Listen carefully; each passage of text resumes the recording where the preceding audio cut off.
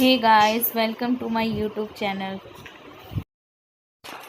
8th class geography notes are available on my YouTube channel. Hey guys, आज हम पढ़ते हैं चैप्टर 1 रिसोर्सेज। तो अब हम आते हैं पहले क्वेश्चन पे, what is resources? Answer, the things which have it's utility and value is called resources. कोई भी वो सारी चीज़ें जिसका यूज़ हो, जिसकी वैल्यू हो, उसको हम रिसोर्सेज बोलते हैं। For example water, electricity, rickshaw, vegetable and text books. इनकी यूटिलिटी भी है और इनकी वैल्यू भी है और इनका यूज़ भी है। They have all been used by us, so they have utility. ये सारी चीज़ें हमारे द्वारा यूज़ की गई हैं, इसलिए इसे यूटिलिटी कहते हैं। यूटिलिटी और usability what makes an object और अ सब्सटेंस अ रिसोर्सेज। अब हम आते हैं टाइप्स ऑफ रिसोर्सेज पे। पहला है natural resources. Resources that are drawn from nature and used without much modifications are called natural resources. वो सारी रिसोर्सेज जो हमें नेचर से मिली है, जिसमें हम कोई चेंजेस नहीं ला सकते, जिसमें हम कोई मॉडिफिकेशन नहीं कर सकते, ऐसी रिसोर्सेज को हम नेचुरल रिसोर्सेज बोलते हैं। For example, the air we breathe, the water we drink from rivers and lakes, oil and minerals are all natural resources.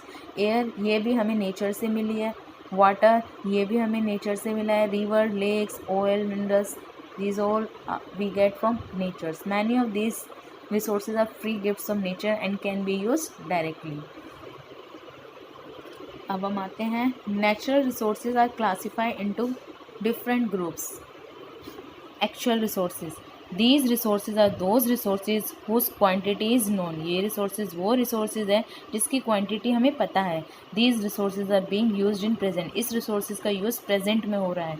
The rich deposit of coal in rural region of Germany and petroleum in West Asia, the dark soil of Deccan plateau in Maharashtra are all natural resources. जितनी भी rich deposit हो रखी है rural region of Germany में and petroleum की deposit West Asia में, the dark soil of Deccan plateau in Maharashtra में, ये सारी नेचुरल रिसोर्सेज है।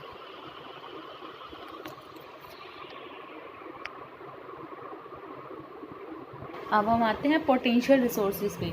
These are those whose entire quantity may not be known, जिसकी हमारी क्वांटिटी पता ही नहीं है, and these are not being used at present.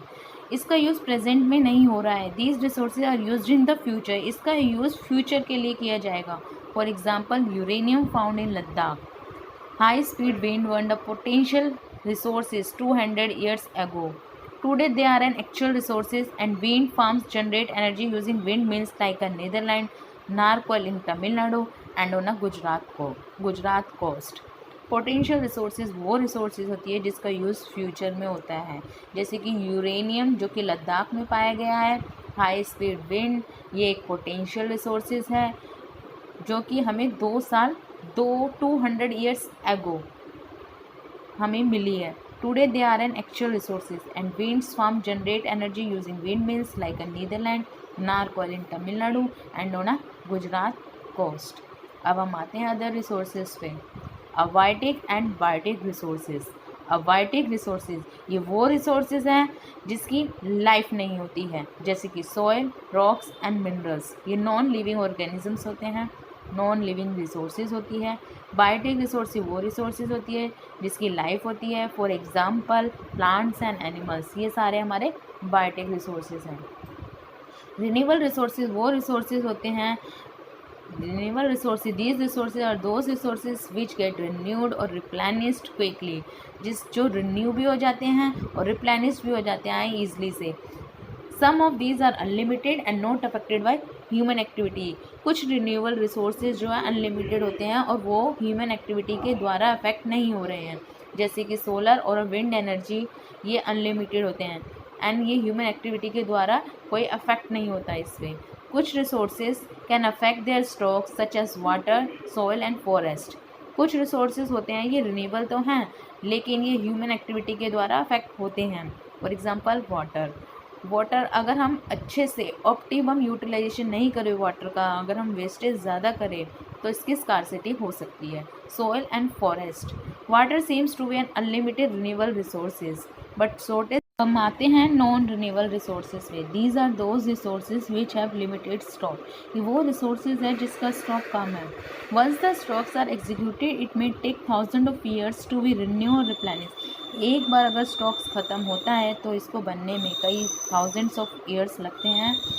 For example coal, petroleum and natural gas.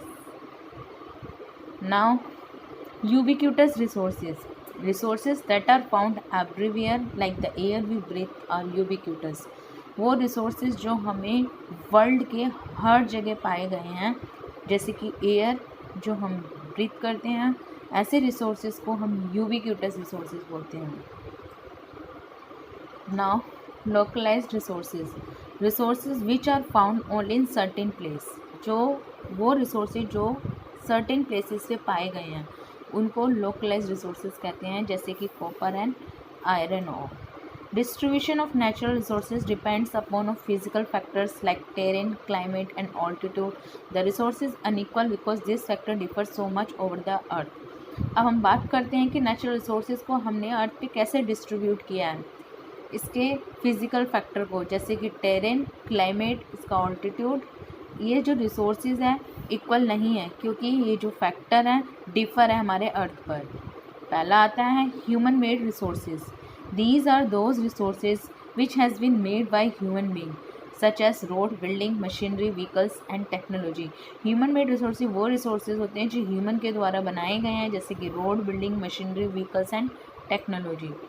Human resources किसे कहते हैं? ह्यूमन रिसोर्सेज वो रिसोर्सेज होती है जो कि अपनी स्किल्स, अपनी नॉलेज से, अपनी टेक्नोलॉजी से एक नई रिसोर्सेज बनाती है, अपने नेचर से रिसोर्सेज, नेचर की रिसोर्सेज को लेके एक और नई रिसोर्सेज बनाती है। That is why human being are a special resources. Education and help in making people a valuable resources. Education और हेल्प जो है एक पीपल को जो है वैल्यूएबल रिसोर्सेज बनाता है। अगर हम इम्प्रूव करें तो क्वालिटी ऑफ पीपल की skill so that they are able to create more resources known as human resources development. अगर हम इम्प्रूव करें पीपल की क्वालिटी को, पीपल की स्किल्स, टेक्नोलॉजी को, तो वो जो ह्यूमन है ज़्यादा से ज़्यादा अच्छे रिसोर्सेज बना सकता है। इसलिए हमें ह्यूमन की एफिशिएंसी, एबिलिटी पे, उनकी एजुकेशंस पे, उनकी हेल्थ पे हमें ज़्यादा ध्यान देना चाहिए, क्योंकि अगर ह्यूमन की हेल्थ अच्छी है, उनकी एजुकेशन अच्छी है तो ये दोनों मिला के ह्यूमन रिसोर्सेज डेवलपमेंट होती है, एक ह्यूमन की अच्छे से डेवलपमेंट होगी। अब रिसोर्सेज को कैसे कंजर्व किया जाता है हम बात करते हैं। तो पहला है कंजर्वेशन रिसोर्सेज।